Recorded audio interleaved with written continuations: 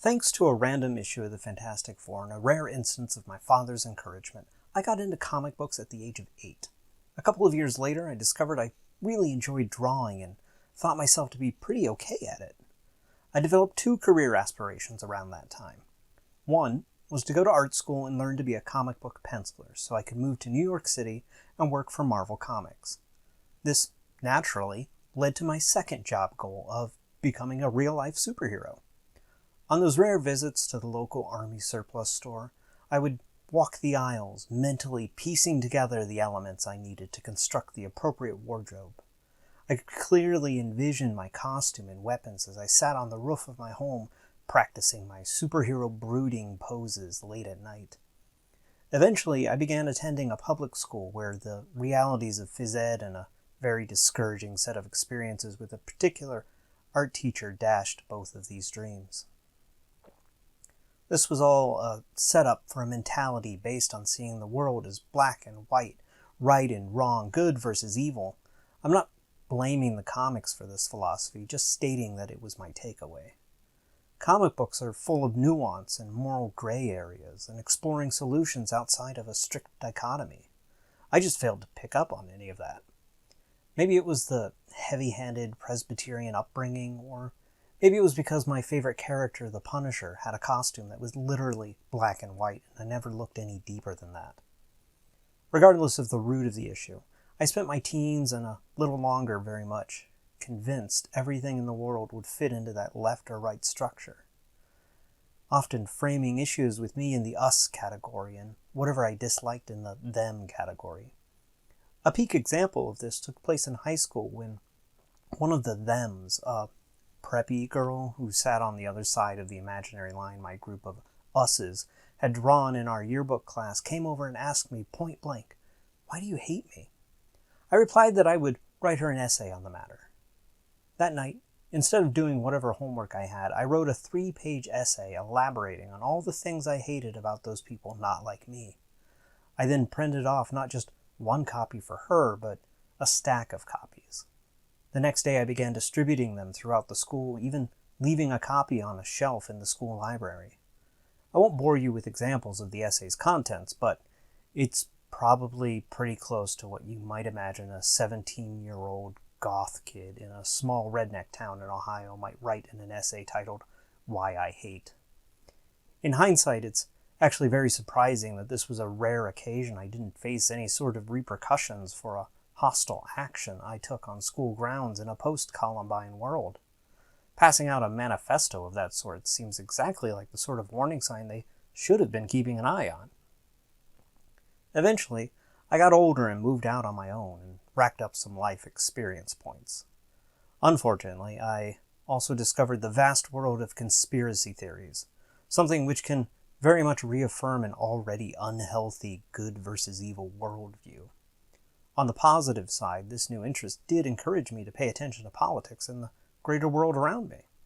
2004 was a pretty grim time period in the American political landscape, conspiracy theory nonsense, fogged brain, or otherwise. And so it was in this sort of mindset that I chose to hang an above-average-sized American flag from the balcony on my apartment. More specifically, an upside-down, above-average-sized American flag from the balcony on my apartment in my tiny redneck hometown in Nowhere, Ohio. So here's my reasoning from that time period. For those who don't know, or aren't familiar, in flag-based communication terms, an inverted flag is a sign of distress, a signal for help, or a sign that something is wrong, if you will. My intended statement being, I felt that we as a nation were in trouble because of the leaders and policies of the time, and therefore, I flew my flag upside down, since it was a symbol for the U.S. and a manner of articulating distress. Obviously, this logic is perfect, and there's no possible way such artistic expression could be controversial or misconstrued as disrespectful. Well, much to my surprise, this was an extremely controversial action that basically set off the whole village against me. Literal strangers would stop me in the street and chastise me. The librarians warned me it was a misuse of a distress signal someone might take literally, and much displeasure was expressed in the letters to the editor of the local paper. Even my relatives were harassed and asked to tell me to take it down.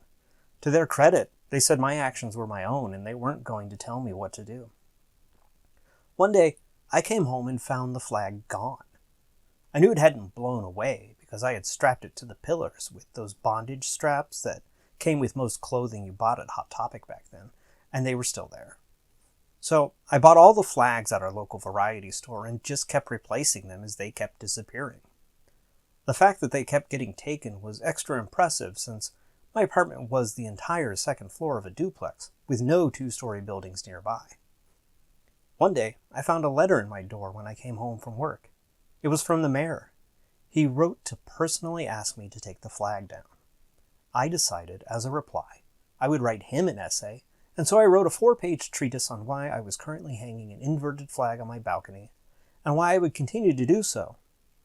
I even included some conspiracy nonsense about Pearl Harbor being an inside job for good measure, because I just couldn't make a serious and valid point about society without undermining it with some utterly bonkers bullshit. I hand-delivered the essay to his office, and then took additional copies and distributed them around town since the local paper certainly wasn't going to print it. The mayor, always the level-headed voice of reason, wrote me another note on official village letterhead informing me that if I didn't like it here, then I should get out of the country. I did eventually find out who had been stealing my flags after that.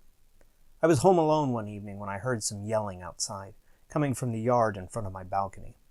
It was my clearly inebriated next-door neighbor. He was yelling at me, demanding I take down the flag and or come downstairs and fight him. His housemates were yelling at him to shut up and come inside before someone called the cops. Despite what everything I've mentioned prior to this might suggest, I'm not a confrontational person, and really a bit of a coward, so I was absolutely not leaving my apartment and certainly not responding to him in any way. This angry, drunken man didn't take my lack of an answer to his demands very well, and suddenly I began to hear this loud, sort of scratching, scraping sound. A sound I soon realized was him climbing up the pillar connecting the first-floor porch to my balcony. Thankfully, my window was locked and shades already drawn, so he stuck to just taking the flag down, yelling a bit more, and then climbing down, where he continued to yell before, in a rather counterintuitive and frankly baffling decision, began stomping on the flag. So far, this had been a frightening but not outrageously unexpected occurrence. Then I started to hear noises coming from the door at the bottom of the stairs that led to my apartment. At first just sort of aggressive knocking and more yelling about kicking my ass, but eventually it became more of a pounding sound with some body weight put into it. The drunk psycho was trying to break down my door. I was now sincerely scared. I managed to go through all of junior high and high school without a single person trying to get me into a fight, so this amount of aggression directed at me from a stranger was a wholly new experience. Not to mention the stakes seemed much higher here than anything in my teen years likely would have been. I had absolutely no idea how to handle the situation, so I improvised. I first shut off the lights so that if he did break in, he'd be at an immediate disadvantage. Then I called the police so I could hopefully get someone on the way there and also have someone on the phone to hear everything. Lastly, I grabbed the large Cutco chef knife from my Cutco knife holder and crouched down onto the floor beside the top of the stairs, out of sight of anyone climbing them to enter my apartment. For what felt like at least 10 minutes, I sat there in the dark, scared numb, but fully prepared to slice the tendons of the angry, drunken man attempting to bust down my door. A cop actually did arrive pretty quickly, and I honestly don't remember if he arrested the guy, but I'm pretty sure he didn't, and the housemates promised to keep him out of trouble. I chose not to put the flag back up after that night. Not because of the mayor's letter or because of the inebriated man who likely would have attempted to murder me, but because of the cop. This cop was a man who was certainly aware of my controversial artistic statement and most likely disagreed with it, but despite that, he brushed off the flag, folded it in the proper tri-corner fashion, and handed it back to me with a sense of reverence I couldn't help but respect. I didn't want to put my flag back up and continue this nonsense with my neighbor, and the surrounding community because I didn't want this police officer to have to take time out of his night, act like the only responsible adult, and clean up another flag. In a way, that cop planted the seeds for me to start realizing that the world isn't strictly black and white or right and wrong or good versus evil. He embodied the gray area, and for the first time I actually bothered to take notice of it, look a little deeper, and learn something.